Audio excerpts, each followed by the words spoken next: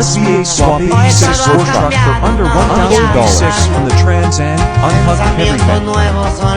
Clean engine bay if you want.